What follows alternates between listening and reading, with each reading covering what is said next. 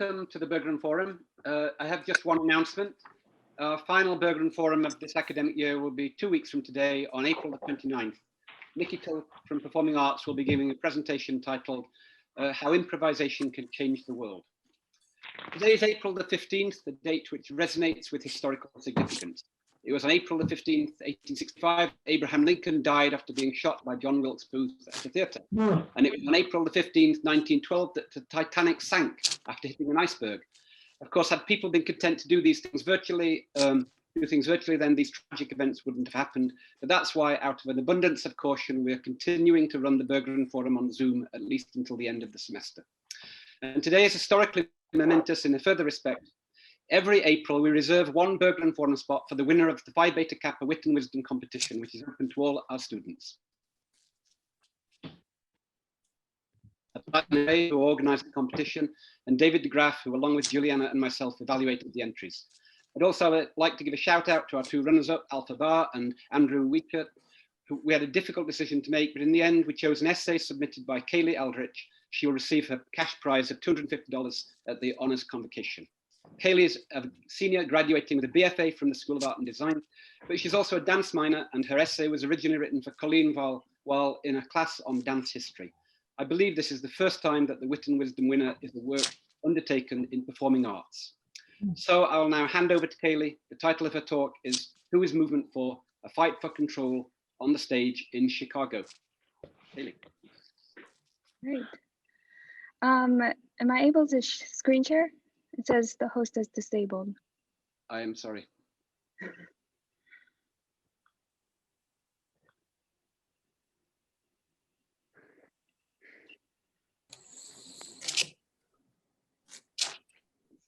Sorry, Kayleah. It's okay. There you go. Okay.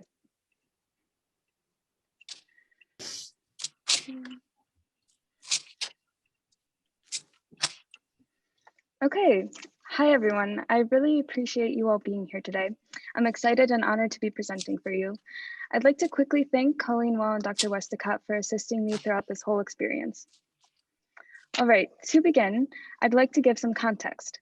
I don't know how many musical theater fans we have here today or how many of you have seen the film Chicago, but I will apologize now for any spoilers.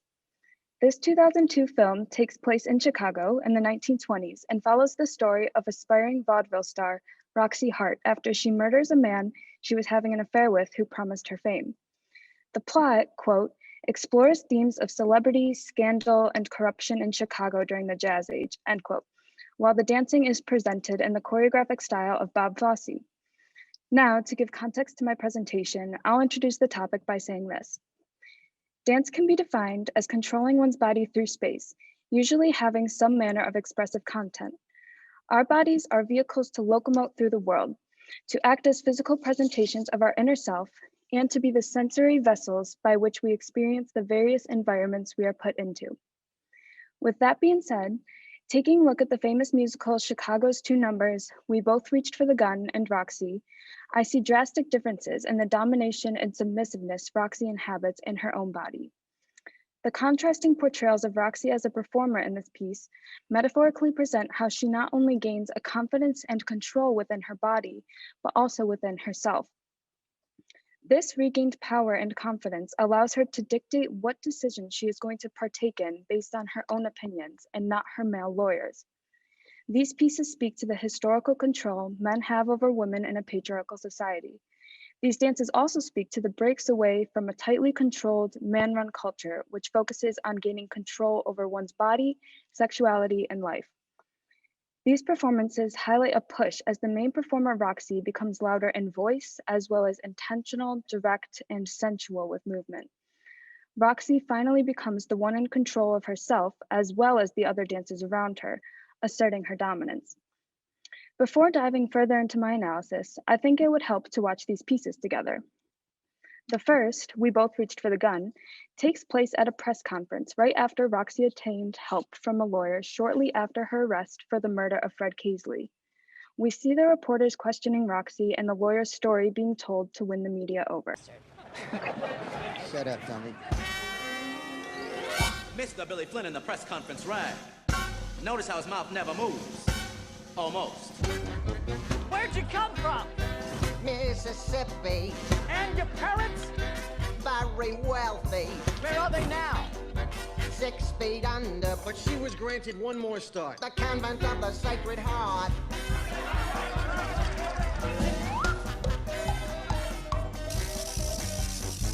When'd you get here? 1920, How old were you? don't remember. Then what happened? I met Amos and he stole my heart away, convinced me to elope one day. Oh, you poor dear, I can't believe what you've been through. A convent girl, a runaway marriage. Now tell us, Roxy, who's Fred Casely? My ex-boyfriend, Why'd you shoot him? I was leaving Was he angry? like a madman. Still I said, Fred, move along. She knew that she was doing wrong. Then describe it He came toward me with the pistol. from my bureau Did you fight him? like a tiger. He had strength and she had And none. yet we both reach for the gun. Oh yes, oh yes, oh yes, we both, oh yes, we both, oh yes, we both reach for the gun, the gun, the gun, the gun. Oh yes, we both reach for the gun, for the gun. Oh yes, oh yes, oh yes, they both, oh yes, they both, oh yes, they both reach for the gun, the gun, the gun, oh yes, they both reach for the gun, for the gun. Understandable, understandable. Yes, it's perfectly understandable. Comprehensible, comprehensible. Not a bit reprehensible. It's so defensible. How you feeling? Very frightened. Are you sorry? Are you kidding? What's your statement? All I'd say is, though my choo-choo jumped the track, I'd give my life to bring him back. Stay away from jazz and liquor and the men who play for fun. That's the thought that came upon me when we both reached for the gun. Understandable, understandable. Yes, it's perfectly understandable, comprehensible, comprehensible, not a bit reprehensible. It's so defensible.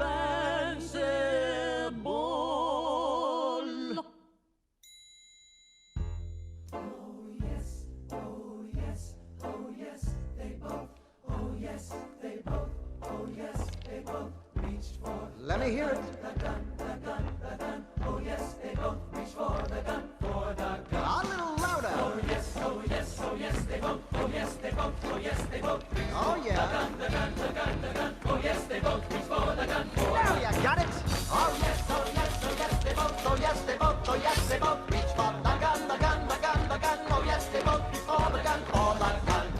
Oh yes, they both, oh yes, they both, oh yes, they both reach for the gun, the gun, the gun, the gun, the gun, the gun, the gun, the gun, the gun, the gun, the gun, the gun, the gun, the gun, the gun, the gun. Both reached for the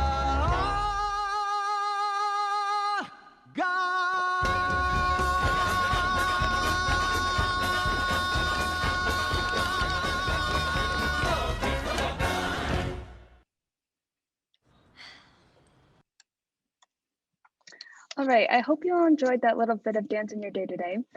So why am I talking about this scene in this film? Beginning with We Both Reached for the Gun, the scene opens to a press conference with reporters and their noise, all equally trying to get Roxy's attention. She attempts to speak and immediately is stopped by her lawyer, calling her a dummy and pulling her back. The viewer is taken to a stage setting and the playful comedic music starts, along with the show taking place both on stage, but also metaphorically at the press conference. Roxy's voice is taken over by the lawyer, and despite the lawyer's clear dominance over Roxy, the audience is left believing that Roxy herself is the one presenting the story. Roxy's body sits on the lawyer's lap, just like a dummy would on a ventriloquist's or a child on an adult's. This initial pose asserts the lawyer's dominance over her and his control not only over Roxy's body, but the situation. As the performance starts and the questioning begins, the reporters grow increasingly engaged, and soon they appear on stage as performers too, signifying the power the lawyer just obtained from them as well. The movements from the reporters include a stiff posing that initiate from floppy, out of control, abnormal positioning. The whole body of the puppet reporters violently jerks together, starting from the torso until it reaches a new, exaggerated, stiff pose. The heads of the reporters seem to have no strength and follow whatever the bodies do, whether that be moving side to side, flopping over the front of oneself, or standing up. Roxy herself is seated most of the dance, taking physical cues from the lawyer to move her mouth as he verbally responds. When the lawyer is finished with a response from her, he pushes her forward like a rag doll, which her movement is metaphorically referencing, exemplifying the lawyer's complete disregard for Roxy once his job is done. 2 points within the performance, a spotlight is centered on the lawyer as he dances and sings, standing out as a more traditional musical theater performance, along with also having a likeness to ballet. The first instance of this is with Roxy. In an attempt to humanize the situation of her lover's murder, the lawyer calls it, quote, understandable, as he gracefully dances and sings in a grandiose yet nonchalant manner.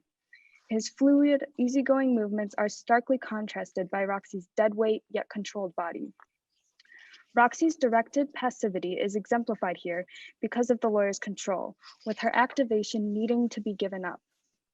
The duet reflects contrasts between the lawyer's very human manner and Roxy's puppet-like stature, with her stiff positioning. This contrast highlights the very clear idea that Roxy is just his dummy with all the control in the lawyer's physical hands. The one clear time Roxy has control is when she speaks for herself, which isn't presented on stage, but is cut back to the original setting, reflecting an escape from the facade of the, quote, show. This moment, when the reporter asks, "Are you sorry?" and Roxy responds, "Are you kidding?" is also the only line in the song that doesn't rhyme and earns a side-eyed look of annoyance from her puppeteer, exemplifying the clear dominance the lawyer requires. Shortly after, the lawyer throws her on the ground after losing his own control and shouting, quote, "When we both reached for the gun." The degrading and dismissive throwing movement by the lawyer is preceded by another dimly lit dancing duet, but this time with the female reporter, easily following the man's lead. Instead of the lawyer controlling her in the dance like he did with Roxy, the reporter and the lawyer dance together, expressing that they're on the same page. This exchange pushes the performance back on track as Roxy is placed on the lawyer's lap with a forced smile. This exchange also highlights that when Roxy attempts to break free from the lawyer's complete control, she is punished and the facade is at risk. The music begins again, and the reporters all move. They had like meatball subs. I think they had like a all start to move and sing and sing and sing and as they too now are believing the lawyer and are submitting to his full control. The performance ends with cuts back to the real world of newspapers, with his story being printed, solidifying the lawyer's win. So the second dance we'll watch is titled Roxy and occurs after her story is all the talk in the press, and as a result, Roxy is finally feeling the sense of fame she's been ravenously craving. I guess it didn't really work out too great for Fred either. So I gave up on the whole vaudeville idea, because you can't figure after all those years. Opportunities just passed you by. But it ain't.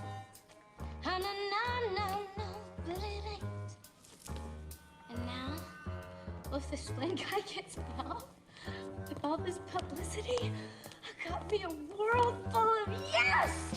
The name on everybody's lips is gonna be Roxy.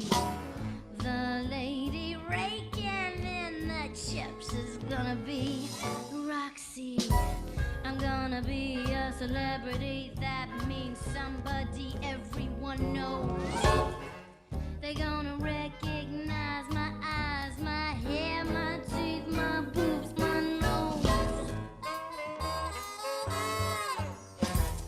From just some dumb mechanic's wife, I'm gonna be Roxy. Who says that murder's not an art? And who, in case she doesn't hang, can say she started with a bang?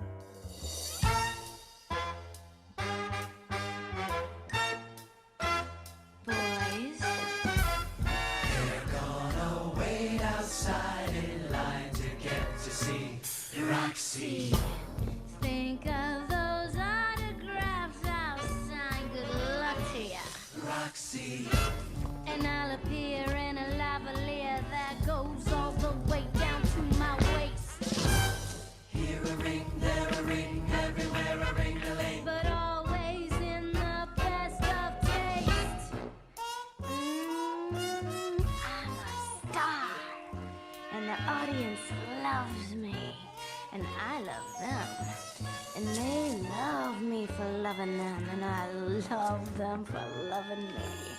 And we love each other. And that's because none of us got enough love in our childhoods. And that's showbiz. Kid. She's given up her humdrum life. I'm gonna be singing. Roxy, she made a scandal and a star. And Sophie Tucker, shit I know, to see her name get filled below. Roxy Hart. Roxy, Roxy, Roxy, Roxy, Roxy,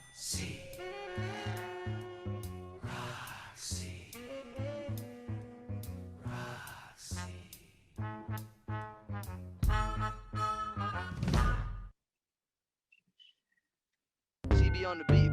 CB on the beat.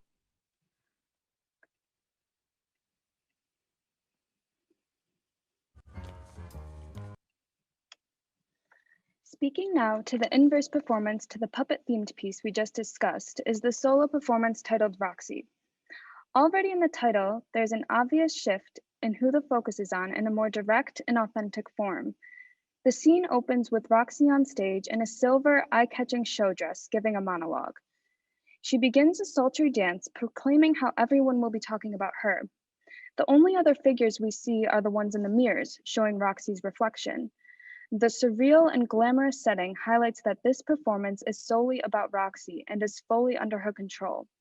The title, the use of her own voice, her self-assured movement, and the constant presence of her own self all show this. Roxy's movement directs the viewer's eye when she points to her reflection in the mirror, frames her face with her hands, and drags her fingers down her silhouette, resulting in the gaze on her. She is aware of and taking advantage of controlling an audience instead of being directed for an audience. Her movements are smooth, swaying as she locomotes around the stage. Roxy's attention is fully on herself, repeatedly ending up nose to nose with her own reflection. She is performing adoring herself for the gaze of others, a symbol of her newfound mental and physical liberation. About halfway through the piece, Roxy transforms the mirrored images of herself to reveal male backup dancers in suits. The change not only references the reverse traditional male performer with seductive female backups, but also the overthrown male control Roxy herself faced from the situation with the lawyer. Roxy leads these men forward as they sing her lyrics, assist in holding her body up, and follow her gaze outward or back to herself. These men's purpose to serve with their bodies is to amplify the focus on Roxy. Their movement is distilled to clapping for Roxy, lifting her up, allowing her a walkway on their own bodies, and catching her as she falls. These male dancers act more as background figures, staying in the shadows and making sure Roxy is always in the spotlight. The trope of the man presented in the first performance is flipped on its head here, replaced with the sensual, cool, direct, and casual Roxy. Instead of being presented in a fabricated fashion, Roxy is now telling the audience exactly who she is and who she wants to be in big, glowing red letters. We Both Reached for the Gun and Roxy are both pieces that speak to societal hierarchies and structures, as well as historical breakthroughs in creativity and liberation. Throughout history, dance was a means of cultural expression and often originated from the effects of oppression or as a violation of social norms. I discussed the references to ballet and We Both Reached for the Gun during the two duet dances directed by the lawyer with both Roxy and the female reporter. Ballet often includes a male dancer presenting a female body with exquisite technique and hyper-feminine, delicate attributes. As dance scholar Susan Lee Foster says in The Ballerina's Phallic Point, the female ballerina is the one in charge in ballet, with the male dancer only there to assist in accentuating the female dancer's movement. The lifts and turns are done with guidance and balance, assisted by the male ballerina. In the Chicago performance, the duet of a male and female dancer is present with the same reliance on one another and a movement in tandem. The duet with Roxy acts as a complete contrast to ballet, while still clearly having a likeness to it, as the male dancer is very physically directing the female dancer in her movements. He lifts her up not to show her off, but to hold her like a child, again showing his dominance and control over her. The duet with the woman reporter is performed to the same music and lyrics, however, the dancers now dance as equals. The lawyer lifts up the reporter as a replication of lifts we see in traditional ballets, instead of like a doll the lawyer is throwing around as he did with Roxy. The references to ballet in this piece is an exemplification on what this lawyer is doing to Roxy, and how the patriarchy, or the man at large, is persistent in keeping powerful women down. This piece appropriates a traditional dance form that paints the lead female dancer as the star performer, with the man taking all of his cues off of her. Though We Both Reached for the Gun performance does the opposite and creates a mockery of the actual patriarchal system functioning in society. The art of mockery and dance is a technique that isn't new, and this film's presentation is a modern take on this technique. Mockery in dance was used by Black slaves in America in dances such as the Cakewalk. This mockery dance, known as the Cakewalk, was a popular dance that would be used in minstrel shows that was an exaggerated imitation of white slave owners performed by enslaved Black individuals. White slave owners were unaware the dance was mocking them, and they had the enslaved Black individuals perform the dance for their oppressive, unaware owners. We Both Reached for the Gun acts as a modern day cakewalk, as it not only mocks the reporters and the controlled women in the situation, but at large, the dance mocks society's parallels to performance in everyday life. The piece speaks to how easily persuaded individuals are as long as there is a convincing performance that creates a persuasive illusion. Roxy acts as the captivating face or star of the show, while behind the scenes, the lawyer is orchestrating a specific presentation of Roxy's body, along with the presentation of herself as an individual. The application of this performance style gives the viewer insight into how sleazy yet trusted this individual lawyer is, while also suggesting how men in power used their privileged respect to manipulate the people in order to continuing to benefit from the system, all while being entertained. Roxy chose to take part in this manipulation in order to win her case. The viewer still sees moments of Roxy protesting the lawyer's total control, a rejection that leads her to embrace a genuine but not so innocent self. Roxy is a dance that mocks nothing, but instead fully embodies Roxy's true desires and expressions about herself. To speak to this piece through a larger dance history lens, the movements in this performance portray woman empowerment and liberation to a jazzy song. According to dance historian Taqiyya Nur Amin, quote, "Jazz dance is a uniquely American art form because of the amalgam of largely African and European cultural influences blended. This perspective is dubious because it suggests that somehow Africanist elements were appended to a pre-existing movement vocabulary that then gave rise to jazz dance," end quote. Roxy's focus is on herself while presenting her body in a desirable, confident, and sexual manner. Confident movements can be drawn to the African influence on jazz dance and performance movement. With Roxy's lifted flips turning her upside down, her focus on isolated hip movements, and her effortless, confident yet casual sideways walk, we see a few of the Africanist traits present in the stage performed number as well. These present traits can be identified by dance scholar Brenda Dixon Goschild as ephebism, youthful movements with amplified flexibility, power, and vitality; polycentrism, movement initiated from any part of the body, especially from the torso; and the aesthetic of cool, an attitude of effortless yet impressive movement and expression. These ties to African dance culture are important to note, as historically, there is a direct line from minstrel shows to modern day theater and dance. Roxy's jazz-influenced performances showcases this. In modern day dance, there is a concentration on women in exotic dancing as their own form of women empowerment and liberation. Historian Judith Lynn Hanna says in The Right to Dance, quote, "Contemporary exotic dance has also been influenced by many important 20th century artistic developments, such as African American social dance forms, nudity in mainstream theater, and dance showcases," end quote, exemplifying again the connection to Africanist dance to modern day theater performances. While these women do normally perform for the male gaze, the control is within the women performers, just as it is with Roxy and her male backup dancers assisting her in this dance.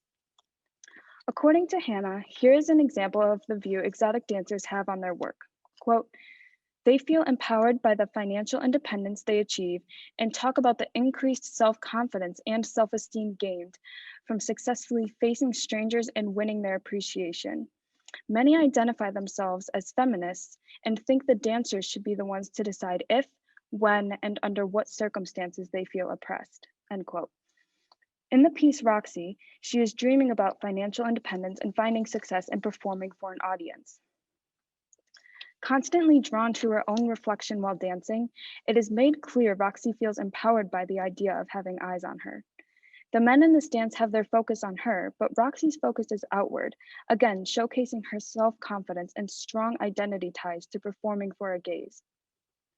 While We Both Reached for the Gun is also a performance based with a focus on Roxy, that dance was a fabrication of her, robbing Roxy of actual control of her presentation while creating an illusion that she is the one speaking. Roxy's own presentation in that dance was through the male gaze, while Roxy, the dance, contrasts this notion as her image was solely self-constructed and self-fulfilled. In conclusion, despite the contrasting nature of these dances, both have similar and greatly influential ties to dance history, while also speaking to modern-day concepts of a patriarchal system and women's liberation. We Both Reached for the Gun acts to symbolize the systemic control men in power have over their clients and how their performance is easily won over by the viewer, despite the clearly fabricated presentation of one's image. Roxy was a literal puppet in this piece, acting metaphorically to represent her feelings about herself in this real-life situation. Her body is thrown, coddled, positioned, posed, and disregarded in this dance. The lack of attention and care to her body reflect the lawyer's shallow range of care he has for assisting Roxy, as long as his show is compelling and persuasive. On the other hand, Roxy became a counter-performance to the puppet number, with an emphasis on Roxy's own power within her voice, movement, and visual allure. This dance acts as a liberating, wishful performance for Roxy, as she gains the attention she desires. Both dances have historical references to the history of early American performance and minstrel shows, as well as a visible residue of Africanist traits or modern recreations of Africanist ideas in dance. These similar histories exemplify the very present ties to societal trends and the power structures that have been embedded in these dances. For the enslaved Africans, dance was a way to find control in their voice again, despite the lack of control in their own lives. Roxy used her imagined solo stage performance as a way to escape and manifest what she wanted for herself. The Africanist traits were elements used to gain control of the Black community's culture once again, and was popularized in mainstream performance. The focus on these traits was empowerment, physical strength, and an all-encompassing confident attitude. Current exotic dance trends contain ideals of self-confidence and a powerful body. Roxy too embodies these attitudes and techniques in her movement on the stage.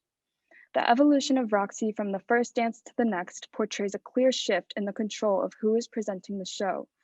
While Roxy herself was the focus in both dances, the power dynamics were extreme opposites. Stage performance is about captivating an audience and giving them a desired perspective on the performer. These performances speak to the similarity of stage performances and the performance that takes place every day based on our desired presentations of ourselves. Are we influenced by outside factors to manipulate and create a false presentation? Are we fully embracing presenting who we are to everyone else? Maybe it's somewhere in between and depends on the setting. The act of performing through one's body is a daily act that is only exaggerated and exemplified by these two numbers. I see these dances as showcases of a transition many women go through in a male-dominated society, acting through one's body to please others, to then gaining control and finding liberation by presenting one's body only for the self. Roxy's evolution works through ideas of compliance, control, and confidence as she navigates who she is, what she wants, and what she'll take to get it. Thank you. Thank you, Kayleah. That was wonderful. Thank you. We have plenty of time for questions. And so you can either put questions in the chat and I will, and Kayleah will read them, or I will read them out to Kayleah. Or you can just unmute yourself and ask the questions directly.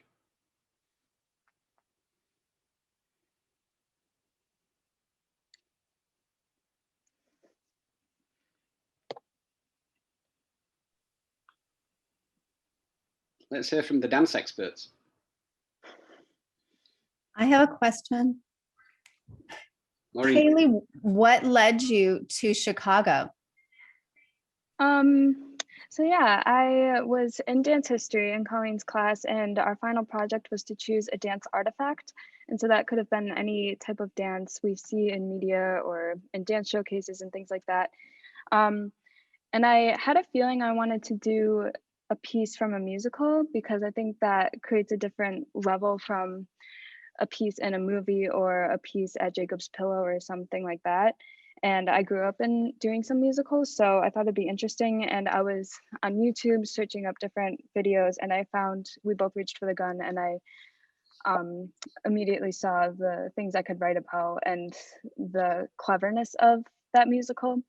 And so then upon writing an outline for that piece, I found the second one, Roxy, and just thought they were perfect to compare and contrast in my paper. So yeah, it was kind of organic, but then when I found it, I was like, I knew that I wanted to choose that one. So yeah. Thank you. I really enjoyed the deconstruction that you did, just of really looking at it like an art piece. For me, that obviously comes from theater and performance. It was really impressive how you really allowed it to have that power, because we are constantly influenced by these images and we don't always deconstruct them because they fleet by so fast. So thank you.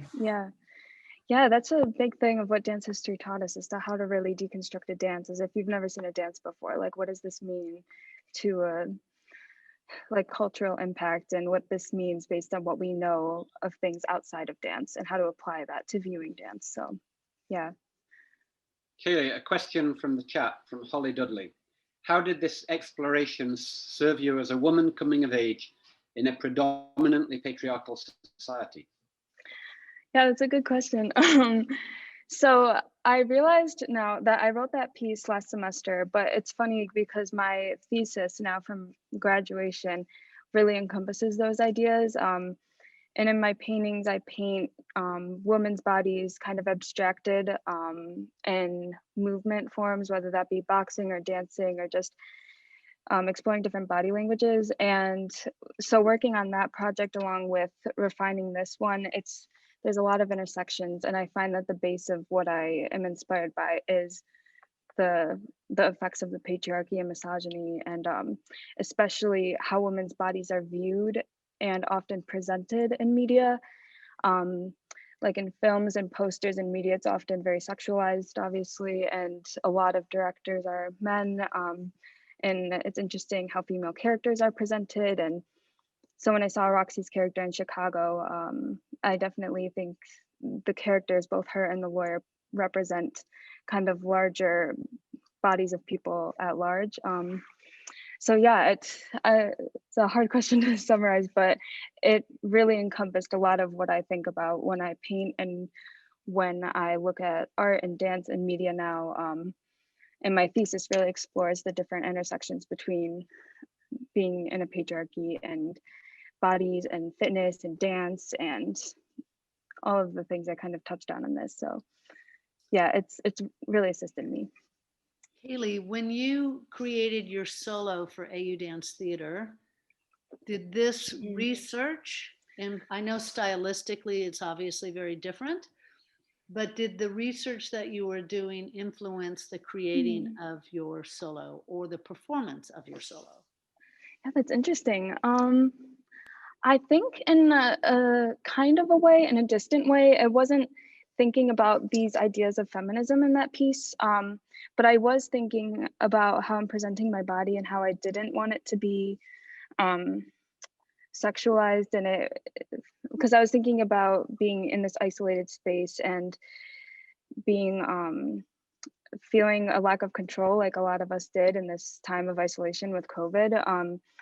So it was, yeah, thinking of that control element and how do I control my body in this space in a situation that we don't really have control over, and how the body is presented in that way. And yeah, I guess I was looking at these numbers and what power and control means within the body and how it's seen to unravel. And so yeah, I think so. I don't think explicitly at the time I was looking at it, but I think I was kind of pulling from what I didn't want to do and ideas from that. So yeah. I have a kind of comment that I think will lead you into a discussion, but I'm thinking about the second piece, Roxy, and how I think it could be argued that she's still quite sexualized, but she's making that choice. And it doesn't feel like it's sexualizing in a suspicious way, but as an powerful, celebratory way. And so I'm wondering how you're starting to think about who gets to control the narrative around their bodies as you think about painting women and putting yourself, in the next stages of your work. Yeah, that's interesting, because a big part of like women's liberation and empowerment is feeling kind of what Roxy embodies in that dance, and this sexual power and being able to express that feeling through her body. But at the same time, because women's bodies are just sexualized in general, it's, if you can't really control every viewer seeing her, and even though she has control over her body, you can't control if it's sexualized or not, because it is a woman's body in a tight show dress, and she's moving her hips and is on stage, and she's kind of relishing in that and loves it and is adoring herself, like we say in the writing, by that. But yeah, it's from in a larger scope too, it is often, I think, presentation and who tells the story and who is speaking and how authentically the presentation is what matters. But at the same time, women's bodies are still contained, that liberation is still contained in a patriarchy, so getting out of that is very hard. And with my paintings, I was kind of aware of that, and so that's why I do abstract the bodies, because I don't want to paint women dancing and moving and have it possibly be sexualized by a viewer. I just, their bodies, but you can't see explicitly what you want to see, maybe. So yeah, that's a good jumping off point for conversation.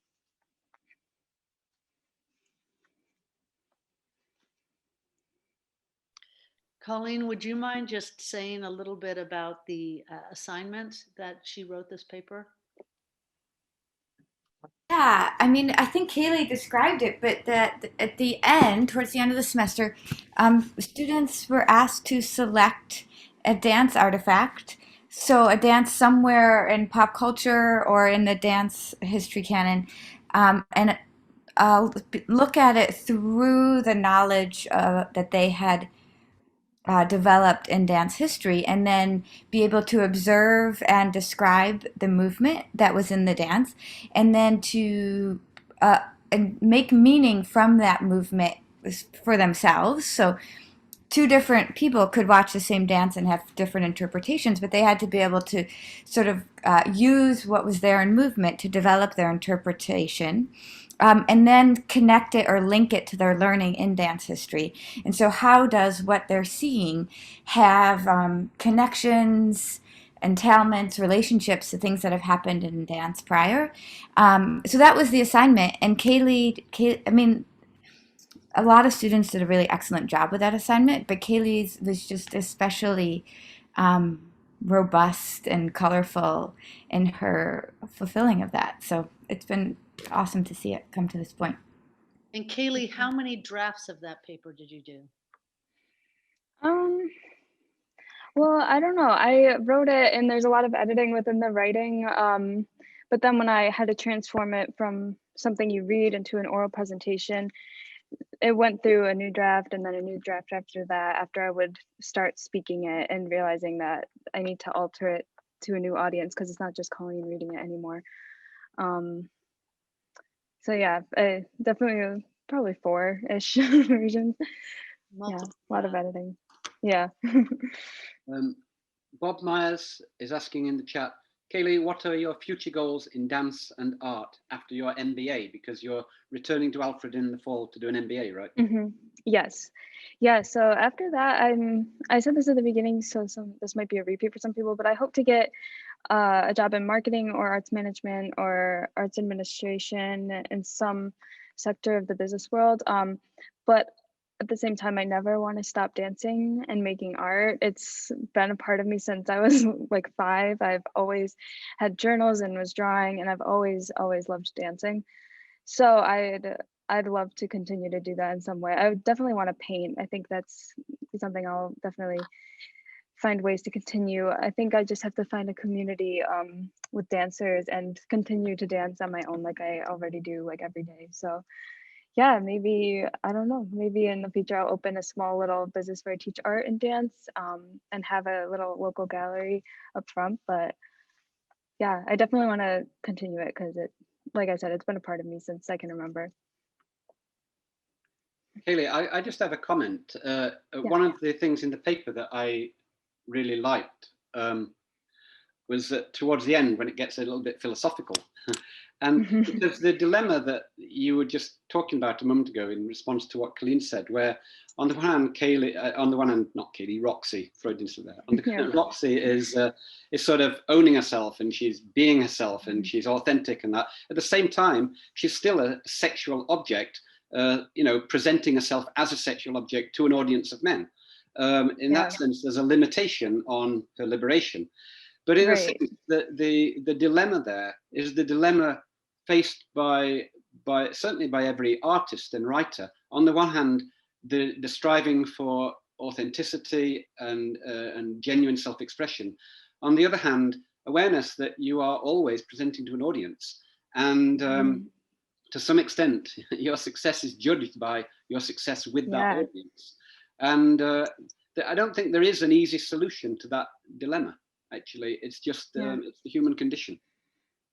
Yeah, it definitely speaks to what the individual's presentation and desires are versus this audience that you can never know. It's like a wild thing. You just, there's no control over who will take away from what you're saying or how Roxy's presenting herself. And yeah, it's a good point. But yeah, there's a duality there. Does anyone have any other questions they would like to ask? Okay, well, it's 1 o'clock, and so in that case, I'd like to thank Kayleah again, to congratulate her on a wonderful presentation, also on her upcoming graduation, also on her admission to the MBA program and everything else. So thank you, Kayleah. Yeah, thank you all for coming. It was really great to talk with you all today. And as always, there'll be a recording of the Berggruen Forum put up on the Alfred University channel in due course. Sounds good. Thank you, Kayleah. Yeah, thank you all. Have a good rest of your day. You have a good rest of the day too. Thanks. Feel good now that it's